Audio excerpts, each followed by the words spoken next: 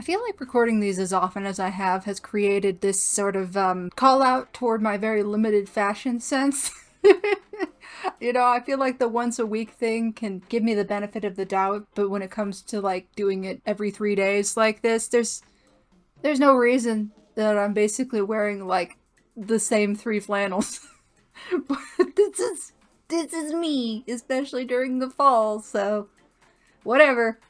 Anyway, what's up, folks? I'm Odd, by the way, and welcome back to my Tober of Tobers. If you are new here somehow, this is episode 7.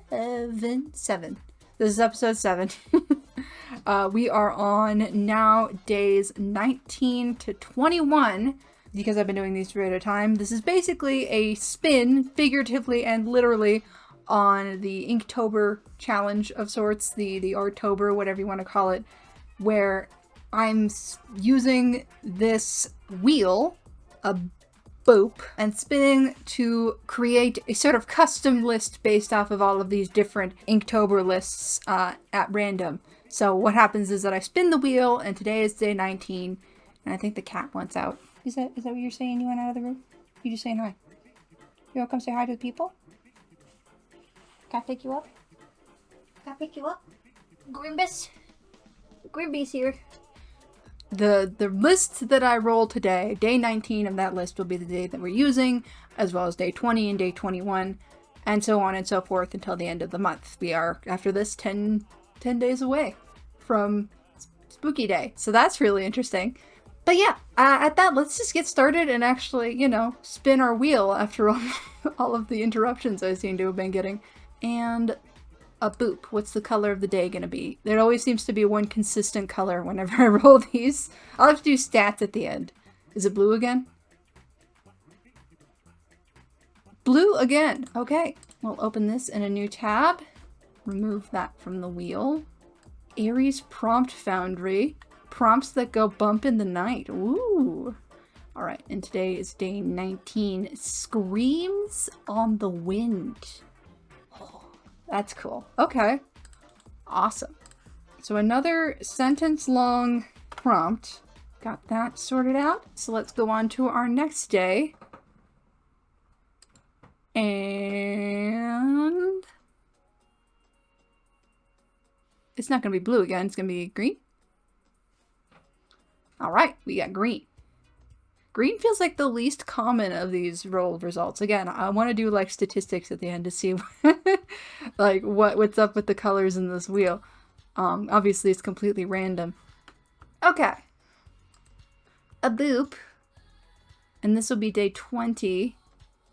Horns. That's like my girlies from last year. Maybe I'll have to bring them back for this because it seems very topical. Last year, and I did it just in like 4 episodes, so like 7 at a time. It was a lot, but I did just the same story throughout the entire month. I didn't initially intend to, but it turned out really interesting, I think. It's a fun series. I don't know how I feel about the art anymore, but it's whatever. You know, improvement happens. That's kind of part of the reason that I made this channel, is to kind of show the mark of improvement as time goes on, right? Alright. Final selection, day 21.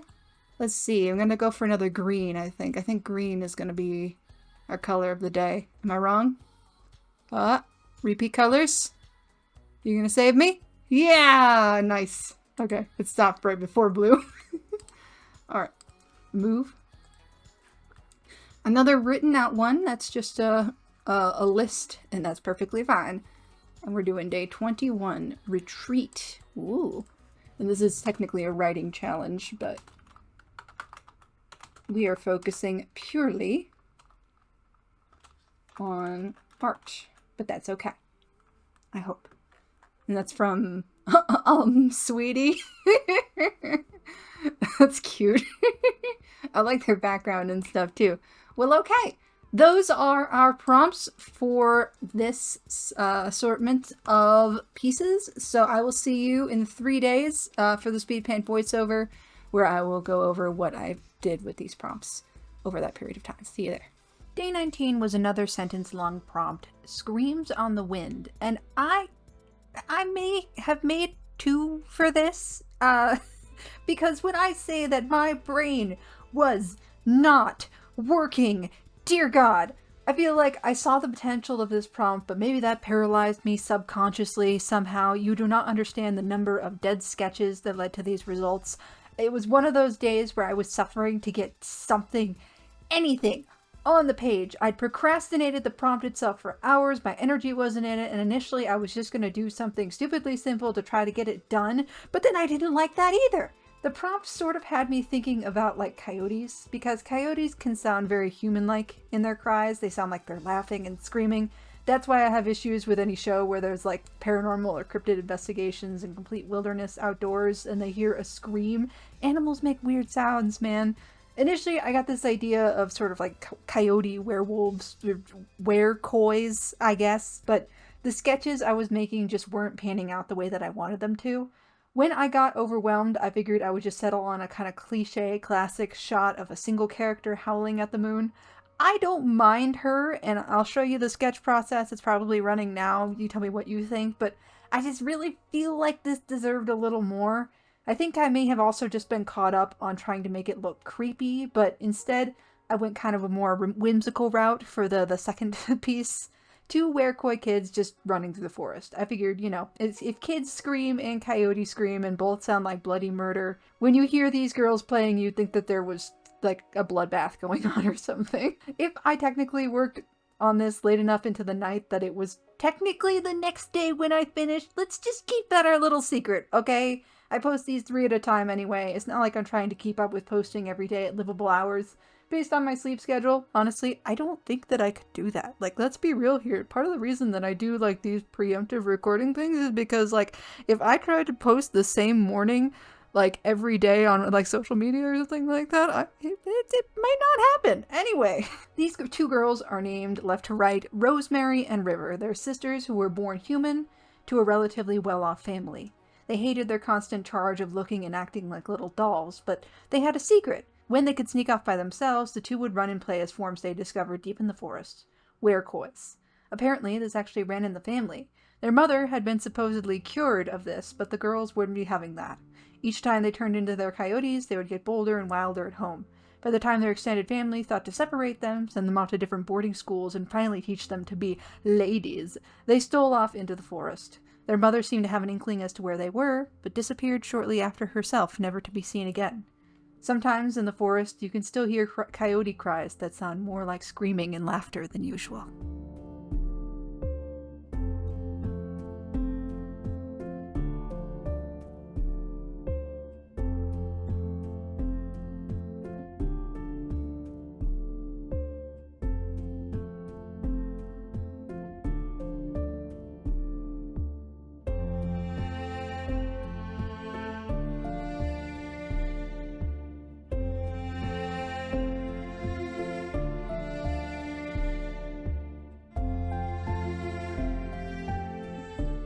Day 20 was horns, and man was I so relieved that this turned out so much more quickly than the day before. Those sentence-long prompts do not have a good track record with me. Something about them seems to stump me particularly hard, it seems. I don't know. Now, I have been trying to do unique characters for each day, or at the very least, ones that I haven't drawn before, but I decided to make an exception for this day. I mentioned it briefly when I rolled this, too. Last year, I wound up making a whole little saga of these 2 characters, left to right, Suri and Kaya. The 2 went on a strange transformation that gave them both horns and wings, and I've kept this up throughout the entire month. Didn't initially intend it, but I was like, oh, I've got a story going. Let's just roll with it and see what happens. I thought it would be cool to touch back on them, maybe give them a little glow up for what is basically their anniversary this time of year.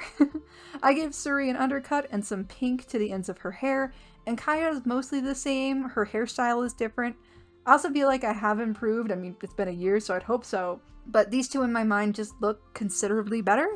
I, of course, had to do a little duality with Suri's black leather jacket and Kaya's white turtleneck, since they were both kind of the opposite and supposed to be a symbolic angel and devil in the weird ritual the year before. Since the previous year, when the 2 of them seemed to shed their horns and wings after the peak of the eclipse, the 2 actually seemed to start growing horns, if slowly, yet again, this time earlier in the year.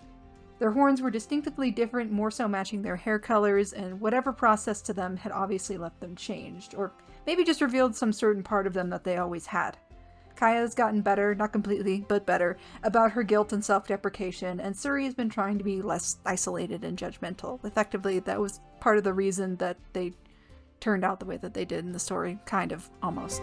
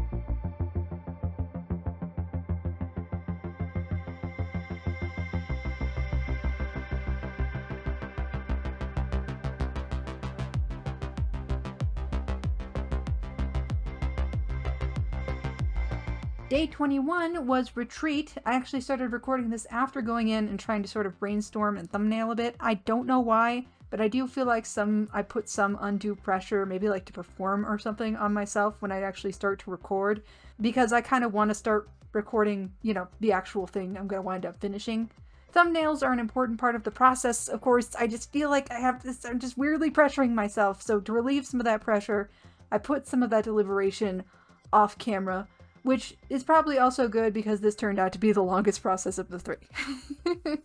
I thought of a kind of, I guess, almost cheaty approach where the piece is actually a result of the retreat. It's afterward. Though the human character in this does look a little apprehensive, like he would retreat if he could. If there's one thing I don't draw a lot of, it's human men. I have trouble with it, and I feel like I still did today, but I felt like I've been drawing a lot of ladies, so I wanted to mix it up a bit. Also, throwing a horse, or in this case specifically a unicorn, although it's mostly horse-inspired, this was like the bane of any art existence. Not fully true for me, honestly. I don't mind horses, they're a challenge, but I think I have the benefit of already having obsessed over drawing animals for years, so I get the weird leg segmentation on little knobs. Not that I'm perfect at drawing horses or any animal, especially not without reference, but that's anything. Anything without reference is... yeah, not by any measure, but I don't quite dread it. Let's get into the background of this piece and why I decided it was a part of Retreat in my mind. Seth had a pretty good head on his shoulders. Despite being drafted, he quickly raised up the ranks, in part because his kingdom was in a terrible war and lost a lot of bodies, and in part because he tried to avoid unnecessary conflict wherever he could. Not necessarily in a cowardly way, though some might call him such. Despite all this, he found himself and the battalion he led in a bloody conflict. When it came to others in danger, Seth was always quick to act. He aimed to deflect the onslaught and allow what was left of his men to run. It worked. But suddenly, Seth was left in a blur of blood and iron. His horse gone, face slashed, arms stabbed. Seth himself somehow managed to retreat, though he had no idea how.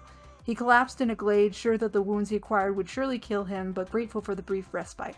When he awoke, his vision was oddly clear, though his arm was still bleeding.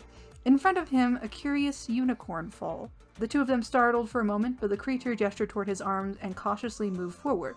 It had, apparently, been healing him with its magic. It looked like Seth would live to see another day.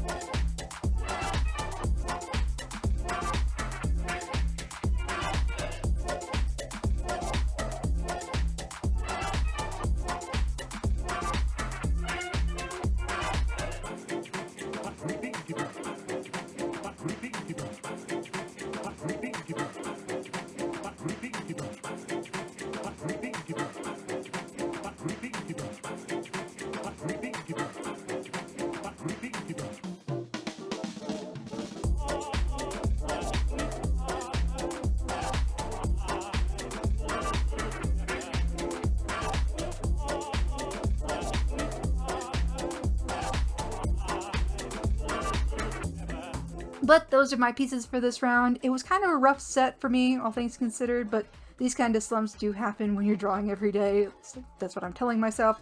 I think I might be in that kind of improvement slump too, where maybe I'm actually improving visually before my skills catch up. At least that's what I hope. And it makes things look like they're kind of missing something to me.